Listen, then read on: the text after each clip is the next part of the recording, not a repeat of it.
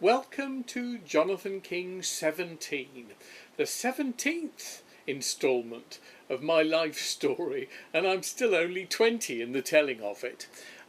I just wanted to say something because a very wise old mentor of mine, a wonderful man called Sir Edward Lewis, who founded Decca Records, which was London Records and Parrot Records in the States, and became a very dear friend of mine when I had Everyone's Gone to the Moon a hit on his label, and he discovered that I was at Trinity College, Cambridge, and he had been at Trinity College, Cambridge himself.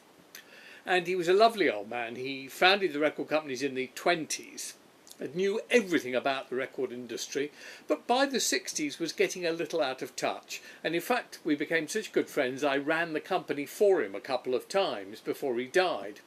But we used to have dinner together with him and his wife many times, and one of the things he said that he thought was awful about getting old was that all of your friends die.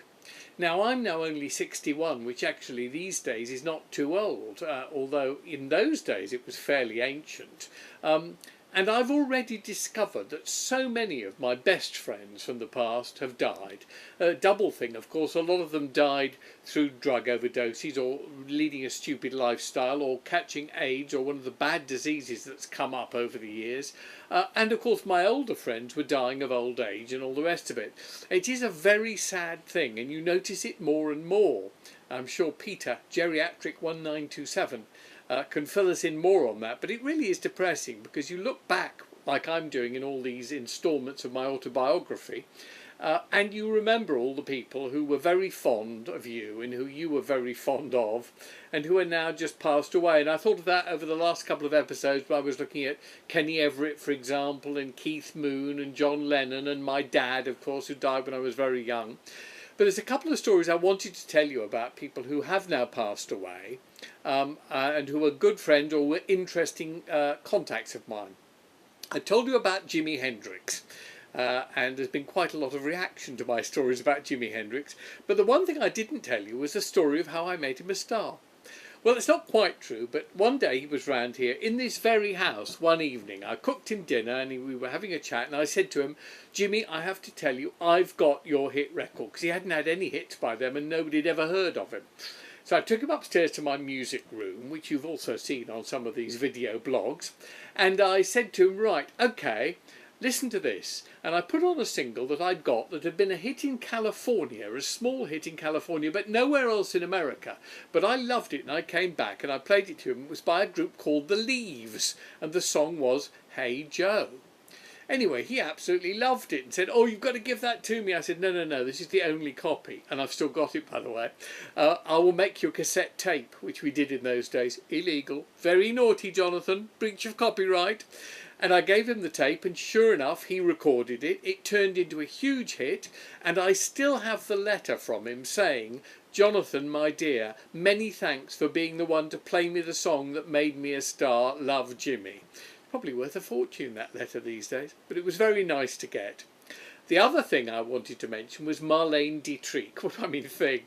She was probably the most beautiful woman and the biggest star of the 20th century. Anyone who saw her in that era in her films knows that. Anyway, one day after I'd done Everyone's Gone to the Moon, my phone rang here at home, and a voice said, "Hello, is that Jonathan King?" And I said, "Yes." And she said, "This is Marlene Dietrich." And I went, "Ha ha ha ha ha ha, yes, pull the other one." He said, "No, I'm being serious, it is Marlene Dietrich." Anyway, it turned out it was Marlene Dietrich, and she absolutely loved not only Everyone's Gone to the Moon, which was the A-side of my hit, but the B-side, which was called Summer's Coming. And she said, "I am going to record them both, and I'm going to do them on stage because they are the best songs ever written." And her arranger was Burt Bacharach, but his wife, Angie Dickinson, was having their first baby. So he was in California and he couldn't come over for her concert tour. But she insisted that he wrote the arrangement and phoned it through to a musician in Britain. Anyway, the first night of her tour was at Golders Green, and I went down there and I had amazing seats. I went with my mother and my brother and a friend from Cambridge. And sure enough, halfway through she said, and now I'm going to do a new song. And when I heard it, I thought it was the most beautiful song I'd ever heard. And I rang this young man up and I asked his permission to record it. And there was the laughter around the hall, including me. And she went, "Silence, I'm being serious. And he is here tonight. And here it is." And she did. Everyone's Gone to the Moon. Streets full of people, all alone. Roads full of houses, never home. Anyway, it was quite magnificent, and I went backstage afterwards because she'd insisted, with my mother and brother and friend, and there were loads of people waiting for her, and it took about 20 minutes, and she came out of the dressing room. She'd obviously been having a few drinks. She staggered out and said, "Don't tell me he has not come. Don't tell me Jonathan King is not here." So I stepped forward, rather posh public school, and cleared my throat. "Yes, Miss Dietrich, here I am." She rushed up to me, flung her arms round me, kissed me passionately on the lips, kept saying, "You are a poet and a genius, a poet and a genius." Well, it was quite impressive. For 5 minutes I felt like God. But it went on and on and on, and after about 20 minutes people started drifting away until there was just my little knot of friends, and my brother and my friend were giggling hysterically out of nervousness, and she was going on and on till finally her daughter prized her away from me, and she said, "You have to promise to come and visit me in my hotel." I said, yes, Miss Dietrich," and we went home, and I did get a call with her Paris address, which I always wished I'd gone to, but I never did. But that was my encounter with Marlene Dietrich, and quite an encounter it was with a legend.